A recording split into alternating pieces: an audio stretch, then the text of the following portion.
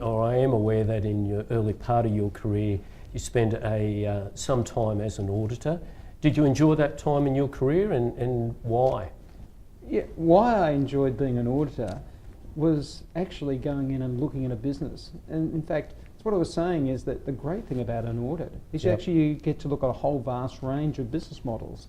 And to anyone who wants to go into business, I've always said to them as a young person, audit is a wonderful area to go into, because, okay, it's not just about ticking and flicking. Yep. The thing you should be doing is actually looking at the business model. What's the essence of this business? How do they make money? How are they evolving in terms of the future? And that's the exciting thing of audit, is actually looking at the business model and then making sure that clearly the financial statements reflect that business model. That it should be all about the business model, about the risks of that business model, and therefore the accounting. The vulnerabilities that could occur. And that's and looking forward to the future. I mean, that's where the audit profession should be thinking more of, is looking more holistically at the business model, making sure that the financial statements are reflective of it. Greg, you've raised a couple of times at different points around scepticism and a need for a healthy scepticism, both by those within different parts of the reporting chain and the auditor as well. People use that phrase quite a lot. I'd be interested to just get a little bit more of your colour of your experiences as to what does an appropriate level of scepticism look like and feel like.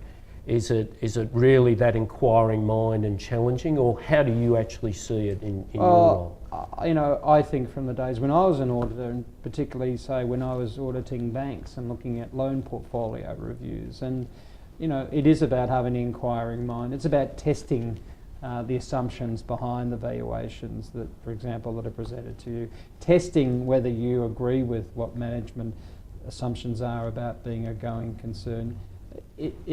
Challenging perhaps the choice of accounting policies that's being adopted.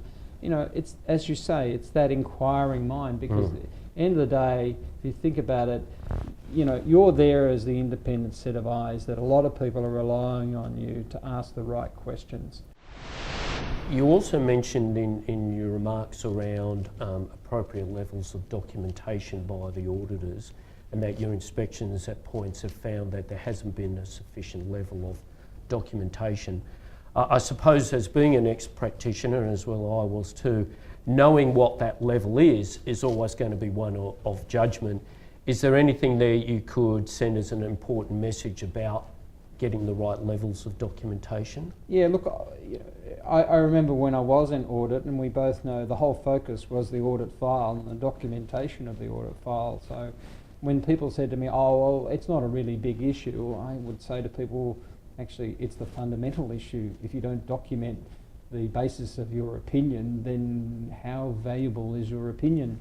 So, I think, again, it's back to judgment, but it's about, having appropriate, or, on key judgments, you need to document what your view is, because you not only have to defend it in front of management if you disagree, you may have to defend it in front of a court someday. So at the end of the day, it's actually an appropriate protection mechanism to you. Now, not documenting it doesn't give you any more protection, because if essentially you're challenged in the future and there's not appropriate documentation, the assumption will probably be in the negative in relation to the judgment you've made. So it doesn't absolve you. So appropriate, and anyone who's done Audit 101, it's all about evidencing what you've seen on your audit in key judgment areas. Just in terms of the scale of organisations that are audited, obviously, we go from really the top end of town in the large corporates to many types of organisations which are pretty modest in size, mightn't have even a CFO, more of a financial accountant who's doing the work. Do you see that as a different sort of challenge, or is your view, well, an audit should be meeting all the right standards irrespective of the size of the organisation? Look, audit standards are scalable. So, and the quality issues that we've observed are actually across the board the issues. So, the lack of evidence, lack of scepticism, over-reliance on experts or third common issues. So escalable. And interestingly, having been, say, for example, on the boards of not-for-profits where you don't necessarily have a CFO or whatever, yes. Often the risk is far higher that people, you've probably got to be even more diligent because you maybe don't have, the resources are not there to perhaps have the same checks and balances in an organisation that you would have in a big organisation. So my comment there would be that, I think if you're a small company auditor, for good or for bad, you probably need to be extra careful in terms of the audit.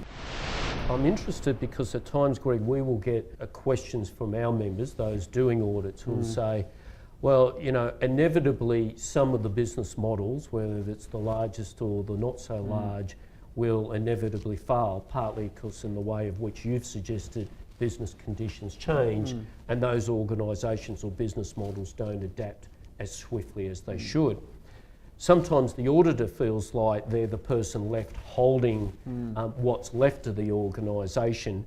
So in your view, is it always automatic that if a business fails, the auditor should be really in the spotlight because there has been a business failure, or what is your sense around that dynamic given its inevitability? Look, I mean, clearly when a business fails, creditors look at everybody, including bankers. So, understood.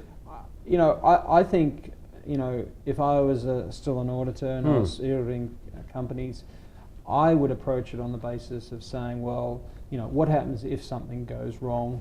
Have I done my job when I'm signing this audit report?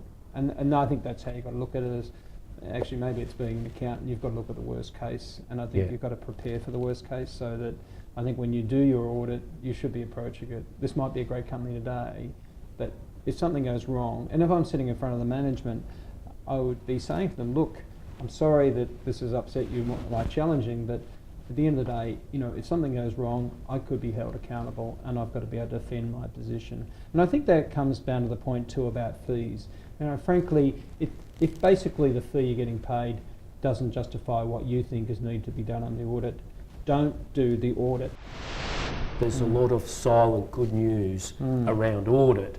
Inevitably, when you consider the number of audits that are actually undertaken, both on the capital market, but as well in lots of different other organisations, tens of thousands, hundreds of thousands of audits, most of which are actually performed very, very well, but perhaps don't get the level of attention that need to be. So that's something we certainly want but I do to think keep that people who are coming into audit need to think about beyond just simply the work they're doing in terms of the they need to think about the great benefit of understanding about the business they're auditing and the opportunity they're getting to look inside that business. Understood. And that's the real beauty of actually being an audit, actually.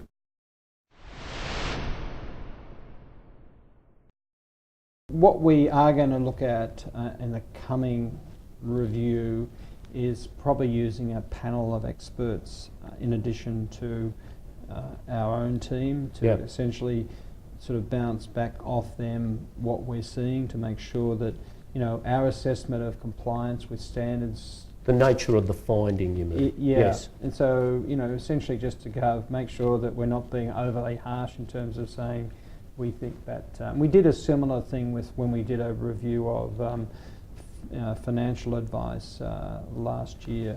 We used a panel of experts. Understood, yes. In fact, we actually found they were generally tougher than we were, so it may not necessarily be a good thing. The auditors play a really important role because they are the independent party that is coming and looking at those financial statements, and equally their scepticism, their independence, their skill and their experience are absolutely critical in terms of having confidence in the independent review of those financial statements, that there is no material misstatement. So that's how I actually see the chain.